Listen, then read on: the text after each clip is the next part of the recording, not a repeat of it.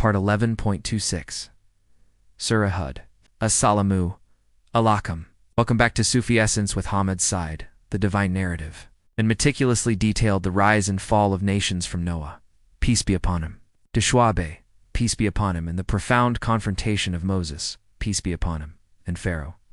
Now flows into a cosmic summary, a grand reflection that lifts the gaze from the specific events of history to the timeless, universal principles of divine justice and ultimate accountability. The verses now before us serve as a bridge, connecting the destinies of those ancient peoples to our own lives and our own time. They remind us that the stories of the past are not mere historical relics but powerful living signs, engraved in the fabric of existence for all who possess a qalb capable of true reflection. The lessons of Madian and Thamud, of the people of Hud and the people of Lot, are not confined to their geographical locations. They are a profound and unending spiritual reality that is at the very heart of our spiritual reality. This narrative is a final and magnificent call to spiritual awakening, profound reminder that our spiritual destiny is in our own hands and that our choices have eternal consequences. It is a profound and poignant truth that a life that is lived in a state of spiritual heedlessness is a life that is spiritually dead. Kenz Aliman, Quran, Hud, 11-110-115. And we did certainly give Moses the scripture, but difference arose therein. And if not for a word that proceeded from your Lord, it would have been judged between them. And indeed they are in grave doubt concerning it. And indeed each of the nations your Lord will give them their full recompense for their deeds. Indeed he is acquainted with what they do. So remain on a right course as you have been commanded, you and those who have turned to Allah with you, and do not transgress. Indeed he is seeing of what you do.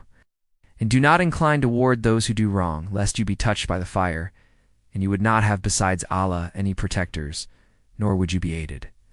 And establish prayer at the two ends of the day and at the approach of the night. Indeed, good deeds do away with evil deeds. That is a reminder for those who remember, be steadfast, for indeed Allah does not allow to be lost the reward of the doers of good. The verse is open with a profound and poignant truth about the nature of revelation and its reception by humanity. And we did certainly give Moses the scripture, but difference arose therein. And if not for a word that proceeded from your Lord, it would have been judged between them. Indeed they are in grave doubt concerning it. This verse brings to the forefront a critical aspect of our spiritual reality. The divine message in its pure and pristine form is a source of unity, yet the human ego, with its inclinations toward arrogance and worldly desires, has a tendency to introduce division and conflict. The Quran makes it clear that the disputes and doubts that arose among the people of the book were not a flaw in the divine revelation itself, but a consequence of human failings. It is a profound and unending spiritual reality that a person's spiritual station is not determined by their worldly status, but by the purity of their qalb. The phrase grave doubt points to a spiritual disease, a state of profound and unsettling uncertainty that plagues those who are unwilling to surrender their intellect to the divine will. It is the spiritual ancestor of the skepticism and spiritual heedlessness that we see in our own time, where people are in a state of perpetual doubt about the spiritual truths that are at the very heart of our spiritual reality. The verses are a final and magnificent call to spiritual awakening, a profound reminder that our spiritual destiny is in our own hands and that our choices have eternal consequences. This universal law of divine recompense is then made personal as the verses issue a direct and powerful command to the Prophet Muhammad, peace be upon him, and his followers. So remain on a right course as you have been commanded, you and those who have turned to Allah with you, and do not transgress. Indeed, he is seeing of what you do. This is a profound and all-encompassing spiritual truth that a person who is spiritually surrendered to the one who is the ultimate source of all existence will find their ultimate solace and their ultimate purpose in the one who is the ultimate source of all existence. This command for unwavering steadfastness was revealed in a period of intense spiritual and physical hardship for the early Muslim community in Mecca. The Prophet, peace be upon him, and his companions faced immense pressure, persecution, and social ostracism from the powerful and spiritually arrogant Quraysh tribe. They were subject to relentless ridicule, physical abuse, and economic boycotts. Every day was a test of their spiritual fortitude. The command to remain on a right course was not just a suggestion.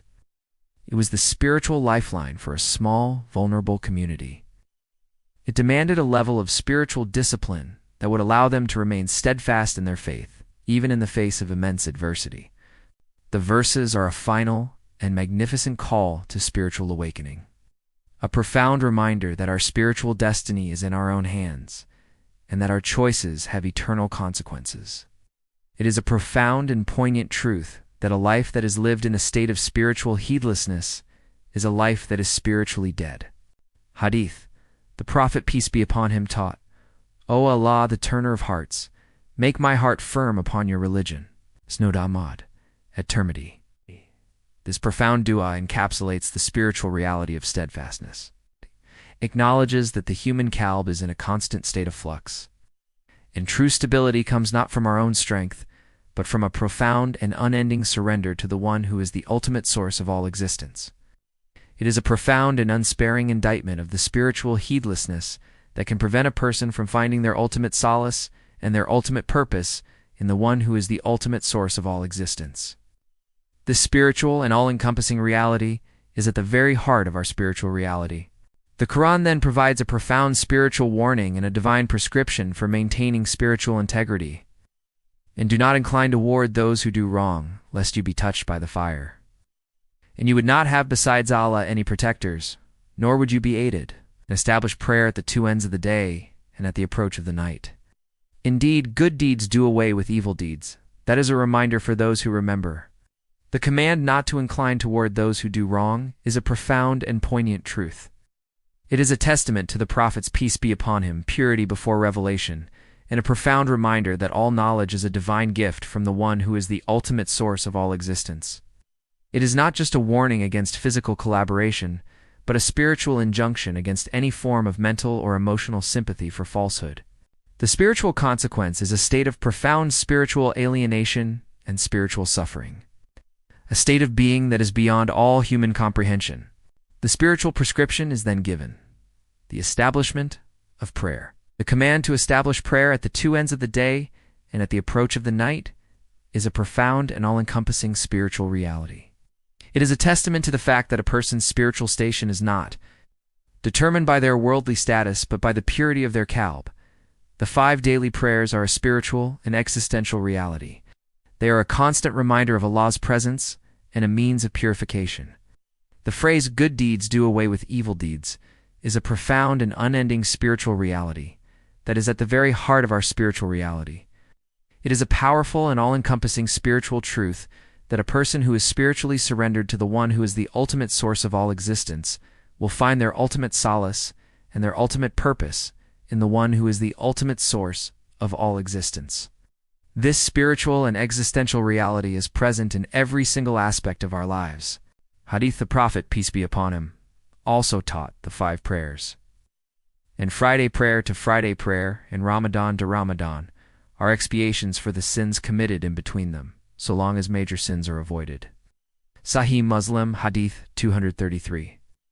This hadith provides a concrete and magnificent explanation of how the spiritual practice of prayer cleanses the soul, reinforcing the Quranic principle of good deeds, erasing evil ones.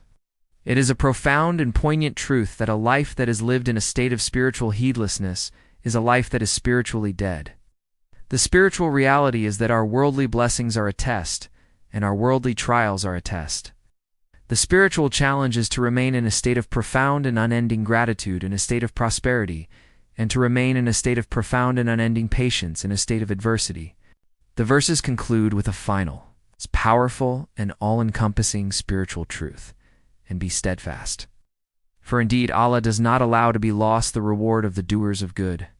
This verse is the culmination of all the previous injunctions. It is a profound and unsparing indictment of the spiritual heedlessness that can prevent a person from finding their ultimate solace and their ultimate purpose in the one who is the ultimate source of all existence.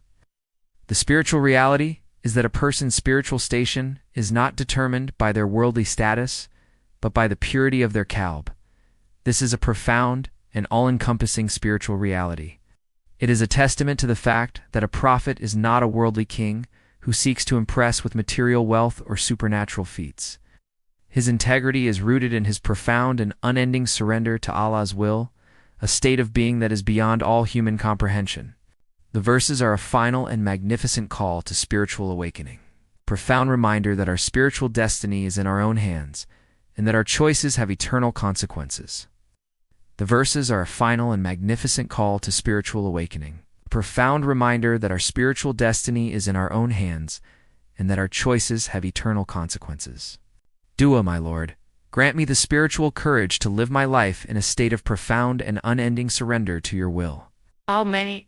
Grant me the spiritual humility to see the divine light in the humble and the meek.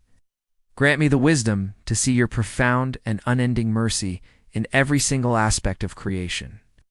Grant me the spiritual strength to live my life in a state of profound and unending patience, and grant me a final abode in your presence, where all worldly sorrow is replaced by an eternal and unending communion with you, O Ar-Rahman and Ar-Rahim.